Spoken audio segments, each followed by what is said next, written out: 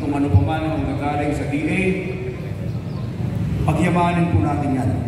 May nababalitaan ako, binibenta pa. Sana naman po, huwag na ninyong gawin yan. Hindi lang po yung pamilya ninyo ang dadanas ng kahirapan, kundi maapektuhan yung buong pagkabuhayan, hindi lang yung bayan natin, kundi ng buong bansa. Hindi lang po tayo nabubuhay para sa sarili lang natin.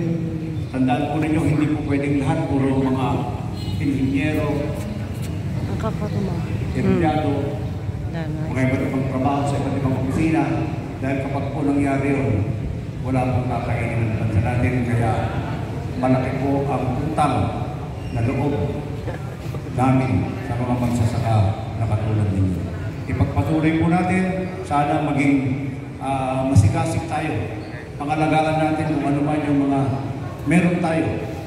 At sana, huwag tayong kontento lang sa pagsasaka.